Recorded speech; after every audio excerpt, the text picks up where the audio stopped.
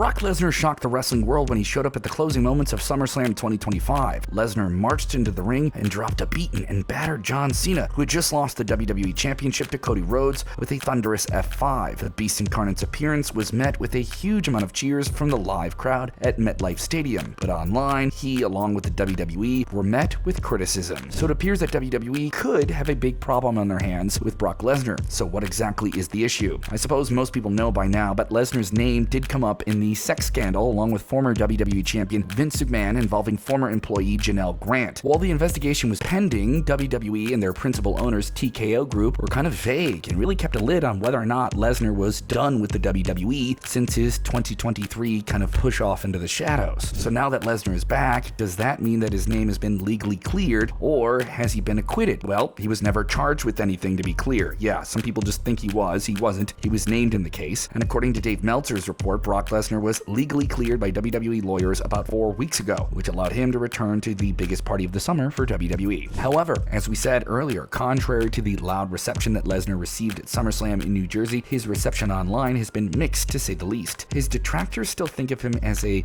tainted figure, to put it lightly, and are criticizing WWE for bringing him back. But as we've seen before, WWE really doesn't take all of the opinions online into account for what they do, and on a few simple instances, does not play to exactly heeding everything they hear on the internet. Those who are defending Lesnar are giving him the benefit of the doubt with the old adage of innocent until proven guilty, and by the way, he isn't charged with anything, but that doesn't stop people from thinking that he is. Some have also showered negative comments towards John Cena when Triple H said in the post-show panel that they brought Lesnar back on Cena's insistence, with Cena's career coming to an end later this year as a latter of full creative control over his entire retirement tour. However, things took a turn when Cena dropped a bombshell by claiming in an interview with Adam Glynn that he does what the company asks of him. Quote, "I think SummerSlam was an indication from the audience that everybody kind of knows where we're closing our book, and just because I close my book in December doesn't mean that WWE closes its books. They got to continue their programming going forward, so they're just trying to make the most exciting shows for fans. Dozens of them I've got left. They'll deal them, I'll play them." Many people now feel that he was maybe exposing Triple H's version of events and that he was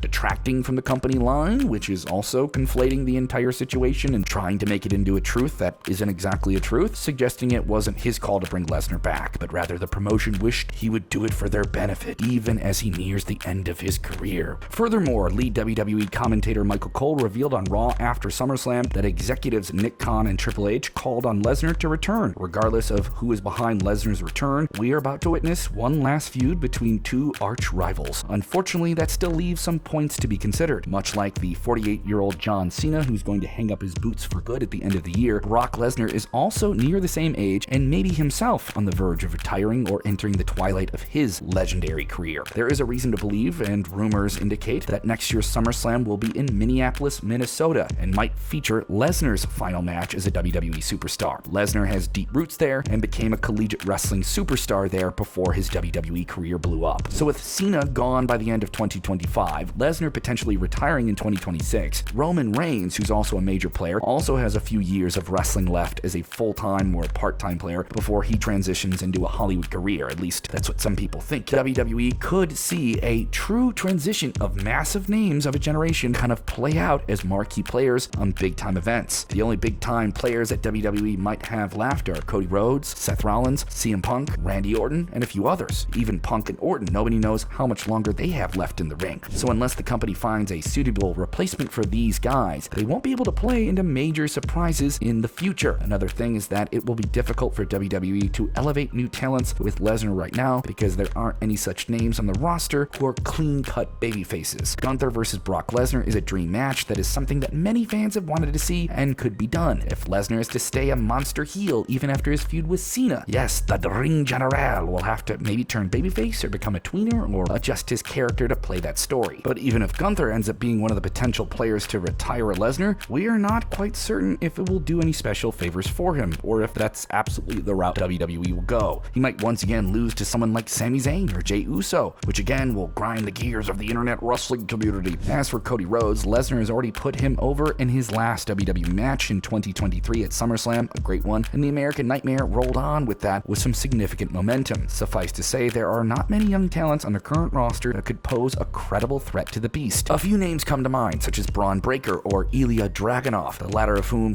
is currently sidelined with an injury. However, WWE should keep in mind that names such as Bron Breakker, Bronson Reed, LA Knight, even Ilya Dragunov battling the Beast, the company needs to let their stars of today and tomorrow shine and build to that role. Yes, letting a part-time name from the past destroy the roster might not be the best mistake for the long run. The Beast battling and defeating John Cena, CM Punk, Randy Orton, or even someone in the past like Roman Reigns, it's something we've seen and people would complain about it, so there is still this natural sense that there will be new matchups for Lesnar. Yeah, with truly established untouchable names in the WWE, they wouldn't be hurt by that. The younger talent might be if they're fed to the Beast. The surprise of the most recent moment we saw Lesnar in received a significant pop. Maybe after that subsides, the response may shift. The WWE post-show crowd for SummerSlam chanted, "We want Cross," in reference to Killer Cross carrying Cross, and WWE creative boss Triple H pretended like they were chanting, "We want Brock." But mind you, that's a very small, present crowd that isn't indicative of the entire WWE audience. Yes, they also didn't have those press conferences prior to SummerSlam or after them because of Brock's return. But do WWE really need Brock Lesnar right now with their current roster? Let us know what you think in the comments below. What's that new match for Brock Lesnar for you that you find the most appealing? Or is there an old foe he needs to reignite another big time match with? Let us know in the comments below. Hit the like button and share your thoughts.